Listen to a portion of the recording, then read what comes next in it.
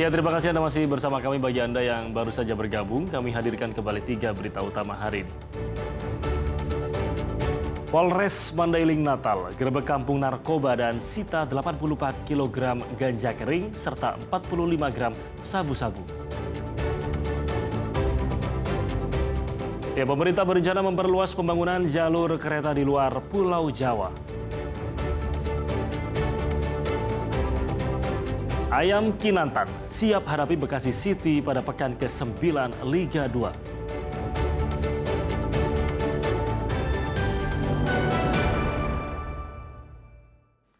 Ya, kesal dengan sampah berserakan di dekat jalan permukiman warga di Deli Serdang memblokade jalan dengan menumpuk sampah di badan jalan. Akibatnya, jalan alternatif 2 desa pun lumpuh total.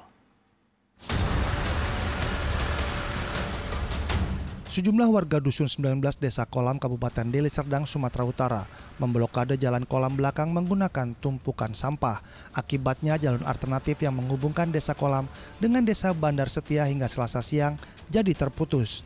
Aksi dilakukan warga lantaran sudah kesal dengan ulah orang yang tidak bertanggung jawab yang membuang sampah di kawasan tersebut.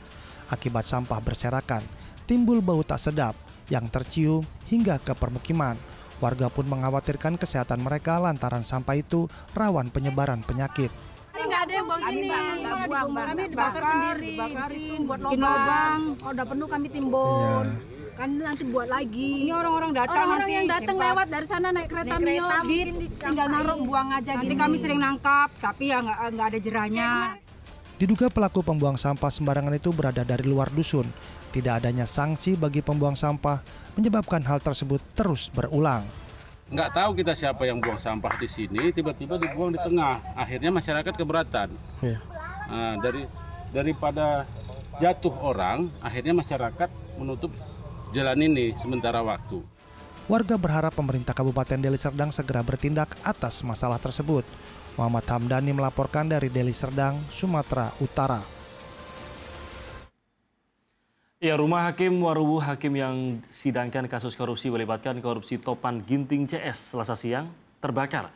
Dokumen penting pun ikut ludes. Kebakaran ini terjadi setelah menjelang sidang tuntutan.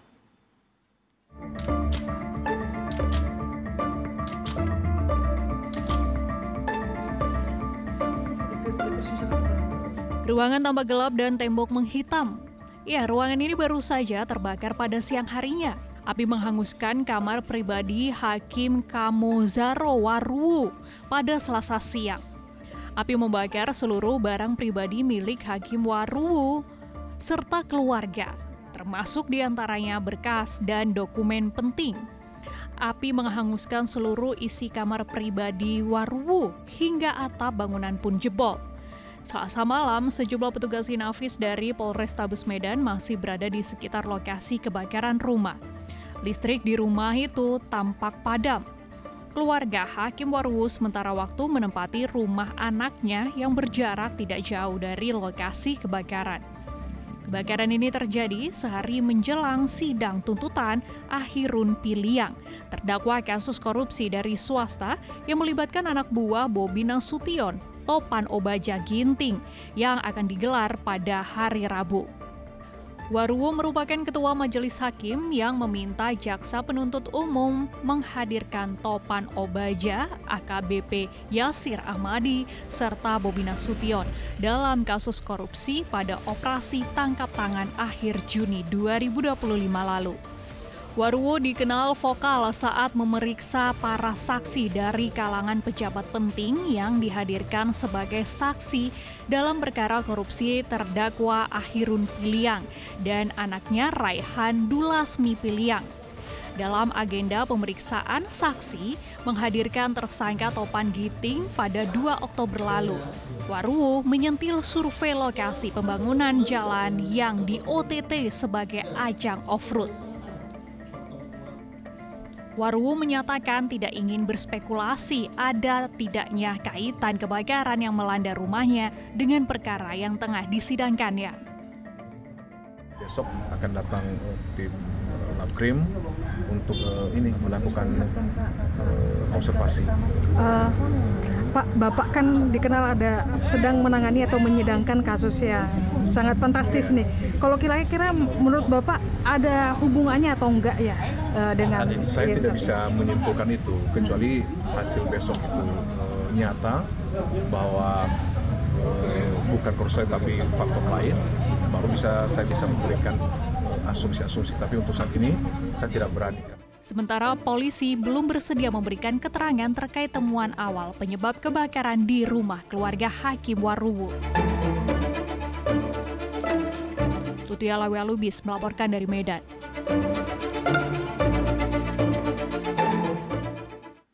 Ya, seorang aparatur sipil negara atau ASN Dinas Kesehatan Kabupaten Deli Serdang viral usai mengeluhkan adanya pungutan liar dalam proses kenaikan pangkat. Gubernur Sumatera Utara akhirnya memanggil Bupati Deli Serdang. Kabupaten Deli Serdang BKD-nya Pak, saya merasa teraniaya, saya merasa dijolimi, saya mau pensiun. Seorang ASN Dinas Kesehatan Deli Serdang mengeluh pungutan liar dalam proses pengurusan administrasi kenaikan pangkat. Videonya beredar luas di media sosial. Farida Purba merupakan bidan yang bertugas di Puskesmas di Desa Bandar Halipah, Kecamatan Percut Setuan Deli Serdang. Gubernur Sumatera Utara akhirnya memanggil Bupati Deli Serdang dan ASN yang mengeluhkan pungutan liar itu. Pertemuan digelar di Aula Tengku Rizal Nurdin, Komplek Rumah Dinas Gubernur Sumatera Utara. Dalam pertemuan ini, Farida Purba menyatakan video yang disebarluaskan merupakan ekspresi ketidakpuasan menyusul hasil tidak lulus yang diperolehnya pada ujian penyesuaian kenaikan pangkat.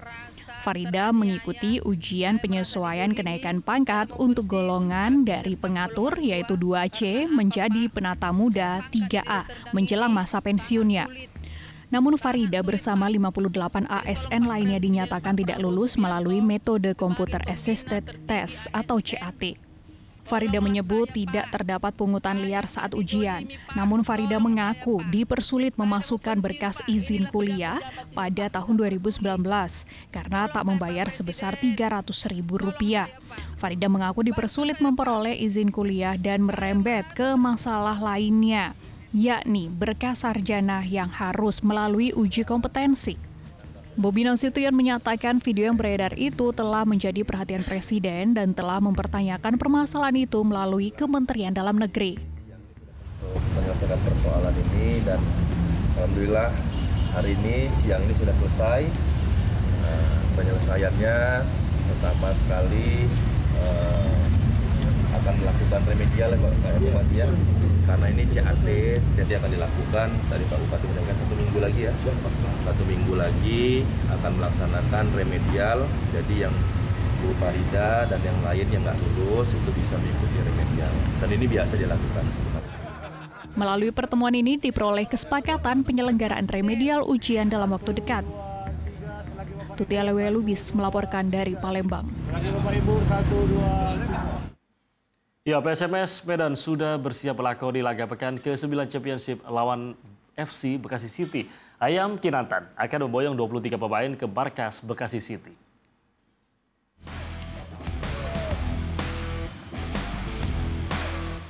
Jelang laga kontra FC Bekasi pada pekan ke-9, PSMS Medan kembali menggelar latihan di Stadion Mini Pancing Medan. Pada sesi latihan kali ini, juru taktik Kas Hartadi fokus terhadap pemulihan kebugaran para pemain. Kas juga akan menggunakan strategi baru usai ditaklukkan oleh tim Garuda Yaksa 2-0 di Stadion Sumatera Utara pada pekan kemarin.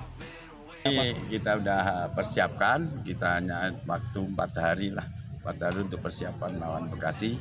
Jadi kita udah kebugaran fisik terutama, untuk besok tinggal taktik strategi aja. Kas Hartadi akan memboyong 23 pemain ke kandang Bekasi City. Namun gelandang yang akan menjadi andalan PSMS Medan, Ikhlasul Qadri, terancam tidak bermain karena cedera ringan. Kondisi pemain semua fit kecuali Qadri ya, masih ada terasa untuk masih di pinggir, mudah-mudahan besok udah fit lah. Hamstring atau? Hamstring ya. Kas menilai Bekasi City merupakan tim yang cukup baik, sehingga ia telah menyiapkan segala kemungkinan saat melawannya. Bekasi saya melihat permainan cukup bagus di ini, pemain-pemain lama juga termasuk Izzy, ya SGL, ya kan. Jadi tim cukup bagus lah Bekasi. PSMS Medan kini berada pada posisi ketiga klasemen sementara dengan raihan 12 poin. Muhammad Hamdani melaporkan dari Medan.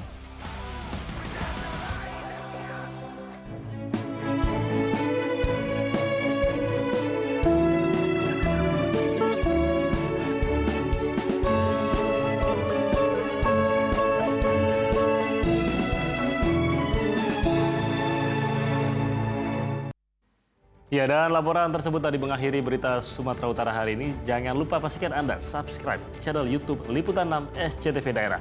Saya Ramadita Dumas berterima kasih atas perhatian dan kebersamaan Anda. Selamat beraktivitas dan sampai jumpa.